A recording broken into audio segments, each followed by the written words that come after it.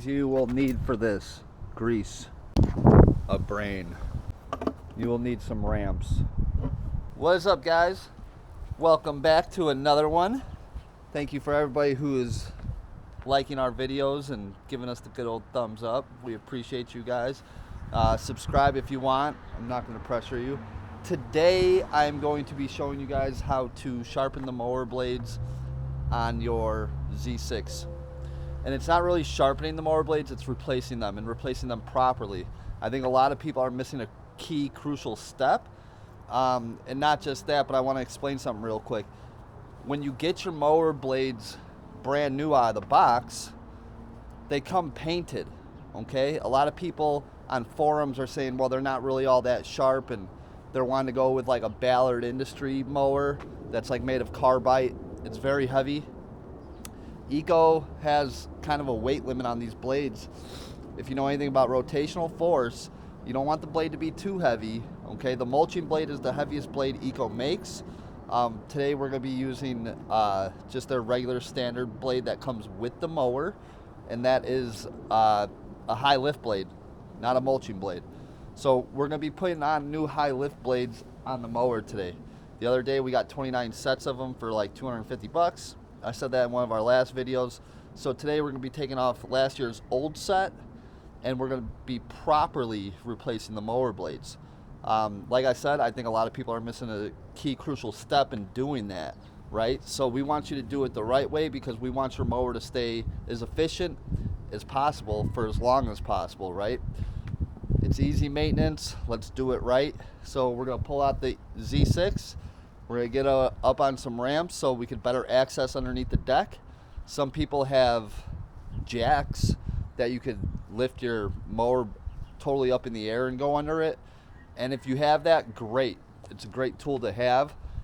I find $350 for a mower jack to be a little excessive. So I use ramps that I've had, well, that my family's had since like the 1950s.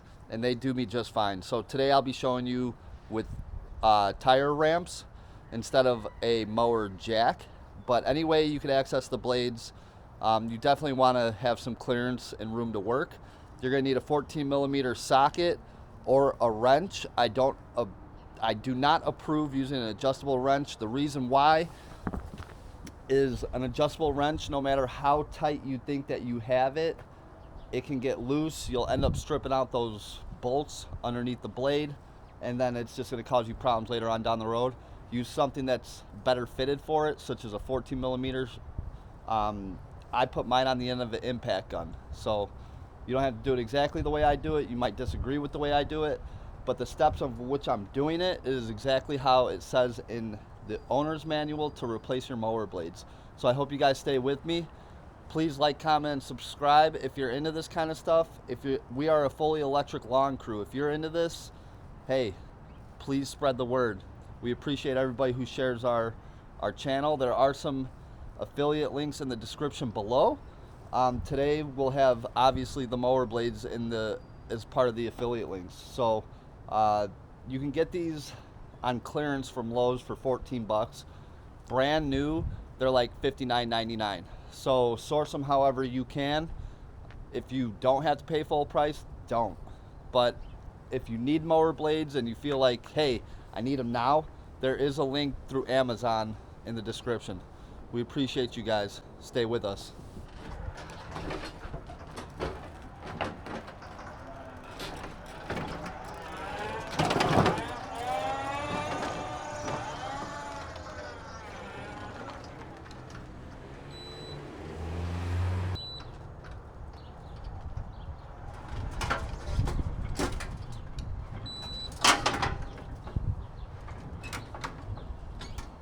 All right, so right now we have our mower turned off. We're gonna kind of straighten out the front wheels. It's not the best to have the front wheels, the pivot wheels on the ground with so much pressure, but definitely chalk at least one of the tires. Right now we have our mower in the off position. Mower is turned off, screen is not lit up. Just to make sure, we're gonna even pop out our batteries. Make sure that they're not connected. So by the chance that you guys don't want to use the affiliate link, there's the part number. And we're going to get this unboxed and get these old blades off. I do want to show you guys. Clearly we ran some lawn barrier over last year and it got stuck up in there. That kind of resistance will wear down your battery because it's harder for the mower blade to spin. But more importantly, you want to pop this off and clean it. Then we're going to lubricate it. So that is definitely one of the steps that everybody misses. The blade that we had on here before was a mulching blade. And you could see that it took some abuse for the fall cleanups here. So we could save this mower blade and definitely get it sharpened up. Let's do the other side. Nasty. So I'm holding one side with my hand and I'm just loosening it. You want to be careful because these are this is galvanized hardware, so it strips really easy. So boom, we have more debris on this one too. So hopefully you guys can see we're going to clean those shanks, power wash the deck, and clean the inside of this. And then we're going to lubricate this with red tack grease. So as you guys can see, we kind of got it cleaned up a little bit more. We're going to grease these up and put them back on. When you're greasing these up, you don't want to put too much grease in here. And we're using red tack grease. And it's going to be messy, so I definitely recommend that you guys put on gloves. See, just a little squirt, right? Just a little squirt. And then take your finger with some gloves on and just coat the inside of it. Just like that. So you don't want to do too much. And what this does is it helps suction cup to the shank and the mount for the motors. So yeah, just do a lightly generous amount, you know, just like that. Hopefully you guys can see that. Do it on both of them and then reinstall those before we put the blades on. Now I learned the hard way. I used to load these things up with grease, and then what was happening was I actually couldn't get my mower blades all the way on to their tightness.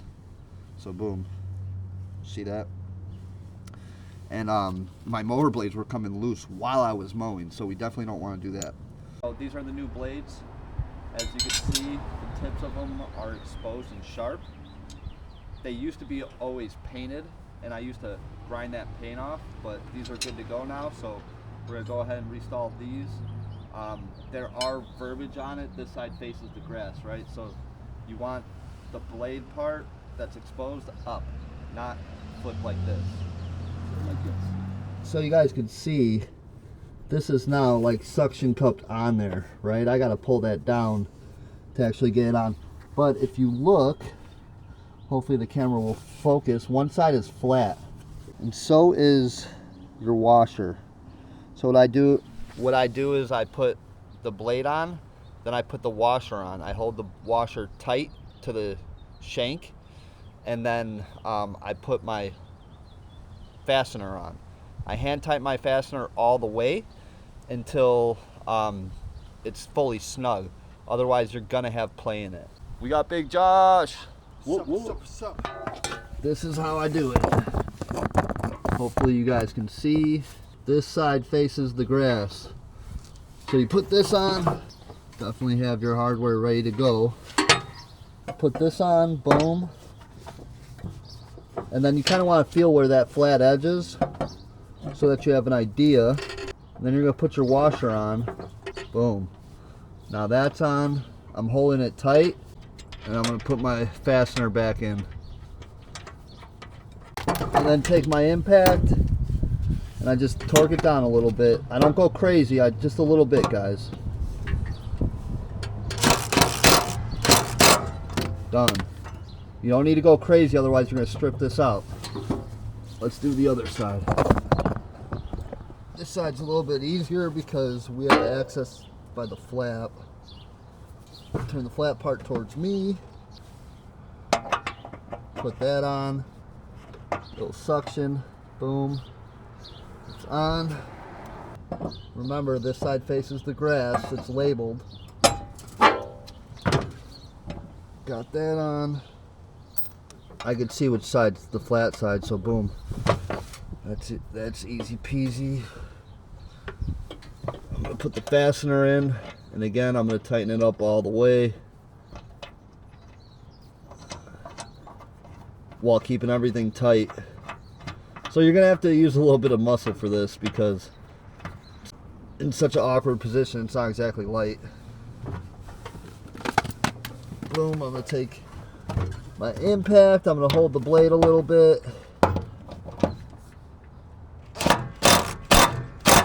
Tighten it down, and then now when I spin, the fastener is spinning as well. That's how you know you got it in and it's tight. So boom, there you go. When this shank, or when this coupler is not moving anymore, that's a problem. It's going to cause resistance. You want to kick that front chalk out that was securing the mower and pull it on in.